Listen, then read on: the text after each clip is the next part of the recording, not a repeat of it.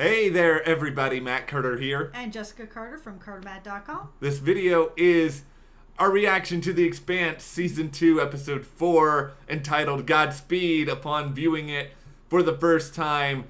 Yesterday, I had to go to jury duty, that's why we're a little bit late, but, Jess, she sent me off, she told me Godspeed, and I think it was that extra little vote of confidence that got me through it and back here so that we could talk about one of the weirdest endings to an episode that I have seen in a rather long time. Crazy good, though, man. I really like this episode. There are times I wish we could have like a whiteboard behind us so I could just sort of illustrate things and be like, this is the Nauvoo, and here is Eros, and then just whoop, and then just have it be that.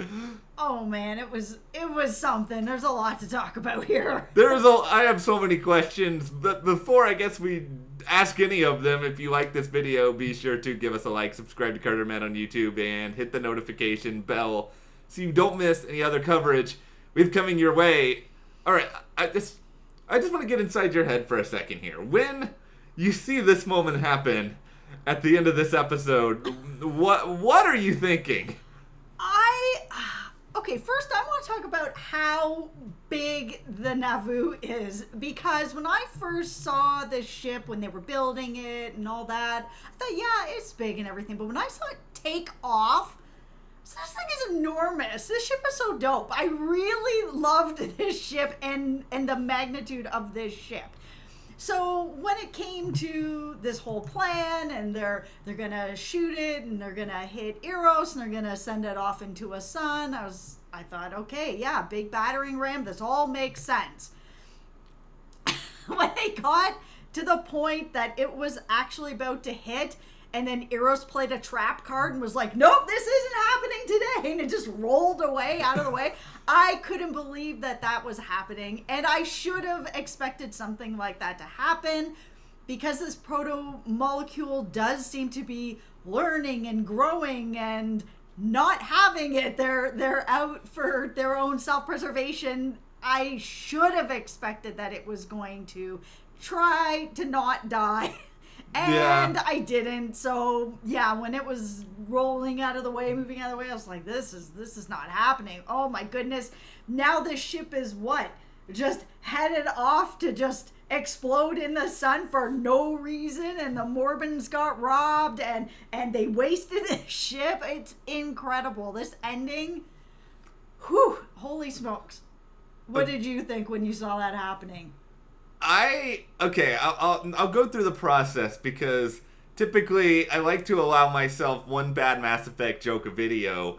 And I was sort of sitting here thinking, I was like, okay, well, this ship that was supposed to be sort of the Expanse's version of Mass Effect Andromeda.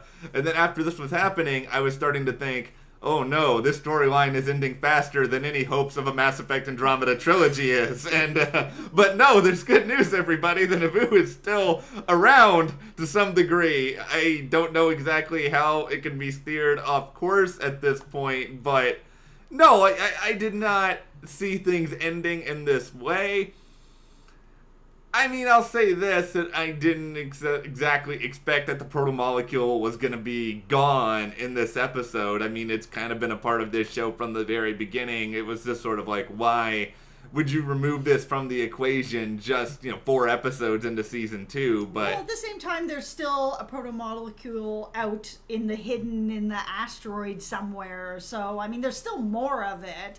And we still don't even know where it came from, so there's probably like a ton of it still wherever it came from in the first place. But here, at this point, yeah, we've got it on Eros, who played the trap card and moved away, and now we still have all of it there. And we have that little bit that's floating around in the hidden in space, which I still say is not going to remain hidden. I feel like that's going to come back into play. Yeah, that's going to come back into play. This is obviously still very much in play. The thing I'm kind of debating in my brain here is, who is this episode worst for? Because it doesn't feel like, I guess, other than the protomolecule, anyone is a winner within this episode. No. I'm going to make the case, though, Fred Johnson is the biggest loser of this entire thing, because he spent all this time on this ship trying to get it ready to go for its exploration to other worlds, To just shoot it into a sun. Yeah, to just now shoot it into a sun, and it didn't achieve anything. And I kind of wonder this. Could this be the end of Fred Johnson on some level? Because let's just think about it. If you are the Mormons at this point, you can't be happy that this has gone down this way. Who is going to be your fall guy? Probably the dude who was like, you know what? Let's go ahead and go with this idea, even though I've been building this ship all this time. Yeah, I feel like what you first said is it. Everyone's kind of a loser in this. Yeah. Because Fred Johnson, absolutely, he's going to be holding a lot of the bag on this for sure.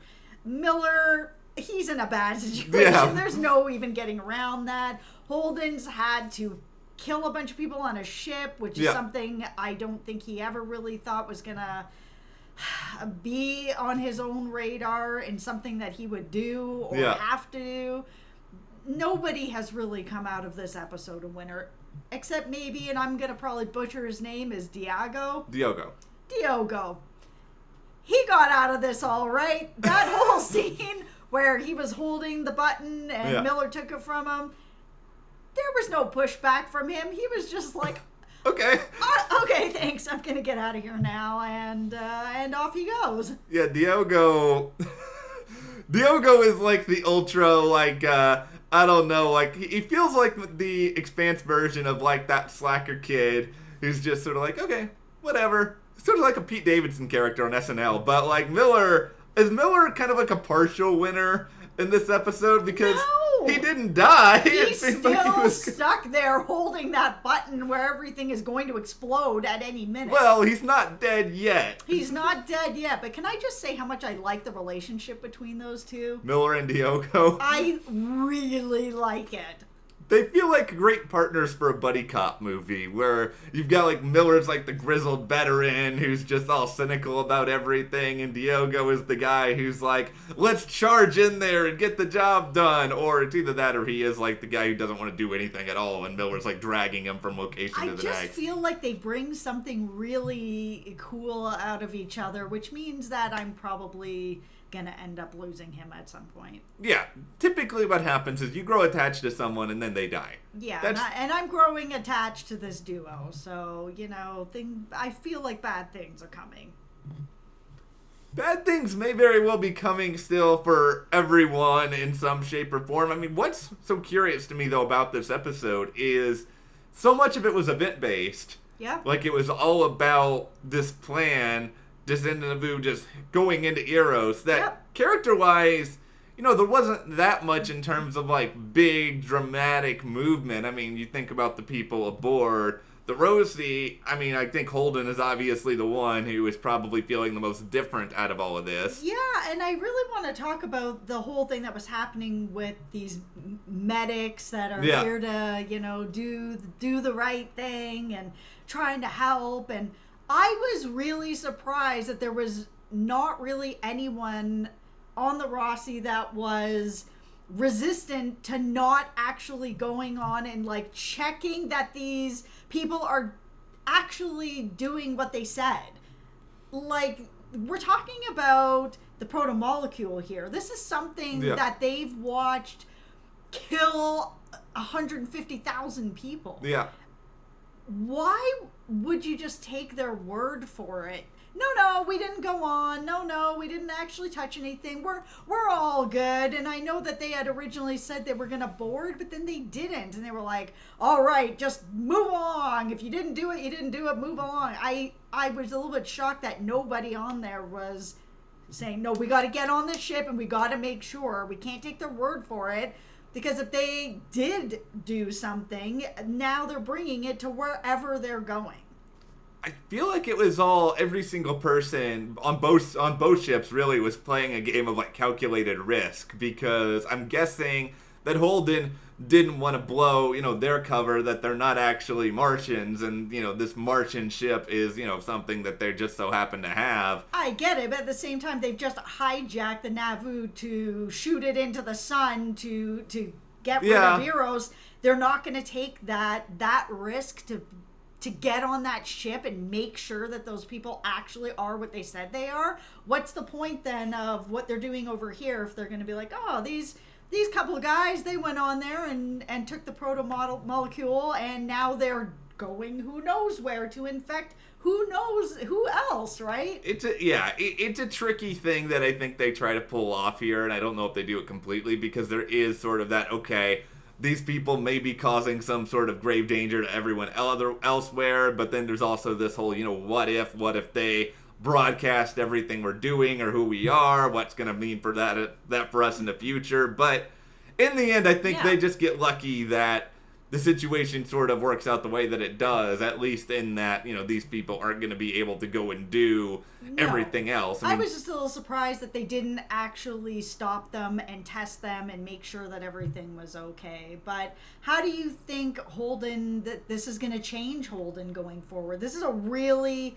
big move for him to do something like this. Well, lucky is a weird word that I even used to describe it, because, they were lucky in the sense that there's no long-term ramifications of this, but at the same time, there might be in the form of Holden having to make that decision, and, blowing up other people. It's not something that comes lightly. I don't think it's something Holden obviously wanted to do, but I think, push comes to shove, they knew that there was some stuff going on there that could be dangerous to the entire galaxy. And when you're faced with those stakes, this is kind of the part of the job description of being, a captain, of being a leader of the ship. I think it's going to make him a little bit more hardened. I think it's going to make him struggle with a little more with just issues of life and death moving forward. But where do you think it's going to take him now? Yeah, I feel like he's going to have that struggle.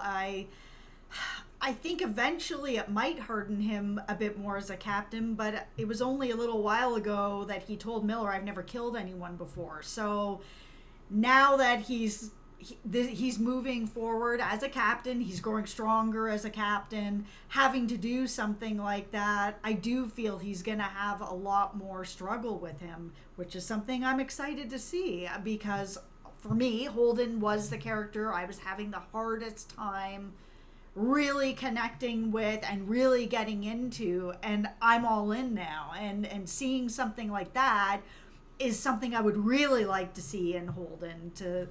He does want to do the right thing, but sometimes the right thing is involving killing people, which is typically looked at as something that is never the right thing.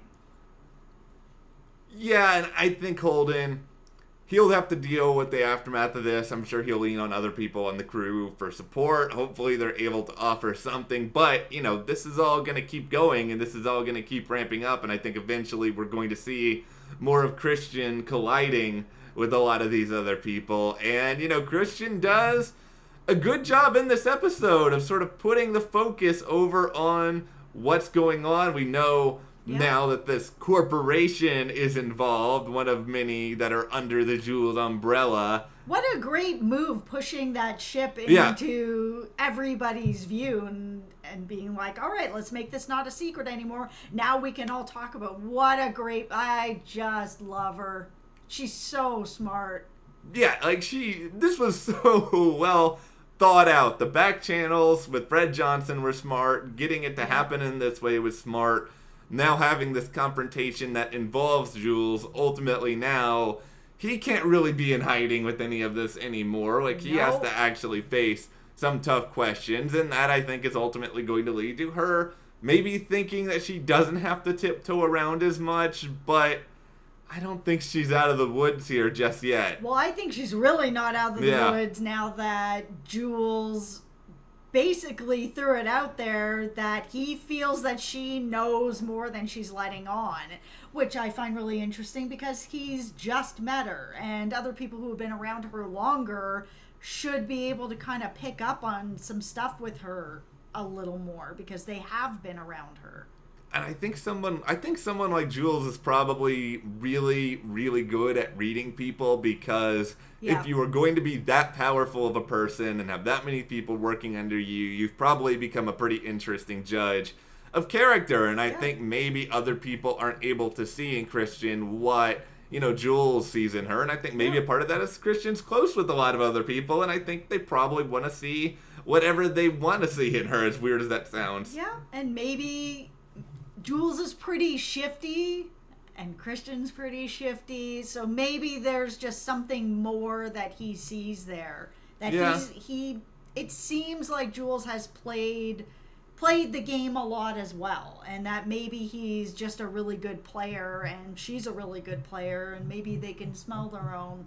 Yeah, maybe there is a certain degree of like, I see you, I understand you, I know who you are. Because I am you. I know who you are, and I understand what you're going to be looking for, so I think we're set up now to have those forces clash in a lot of ways coming up. But, this episode, it's weird in a way because there's a lot of stuff to talk about, but then almost everything is a cliffhanger. I guess as is kind of the case for the Expanse now, because we don't know yet what's going to happen to the Nauvoo for sure. Yeah, it just seems like it's going into the sun to burn up, and it was just a giant waste, but you never know. What a last shot there. Yeah, so I think we are set up now in a really interesting place going into episode 5, where hopefully we'll get some answers on that. Hopefully Miller does not die.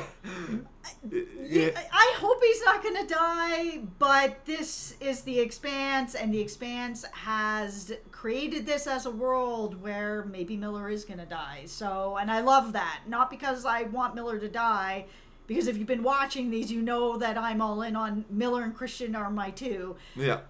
But it is the Expanse, and they have set this up like this. He could be going, and that's amazing to me. I feel worried. Miller, I'm speaking to you now. You gotta get through this. You gotta get back to your bird. Yep. You gotta get back to Octavia if she hasn't left Ceres yet to be on Manifest. You gotta figure out how to make all this happen. Yep. I believe in you. Yep. All right. Well, let's wrap this video up then, because we will be back to discuss episode 5 pretty soon. And as we do wrap this up, I want to know from you guys, when you first saw what happened at the end of this episode, what did you think about it? Let us know in the comments, and also if you enjoyed this video, give us a like, subscribe, and you can support us further by checking out that link in the description to the Carter Mat store, and we'll see you here next time.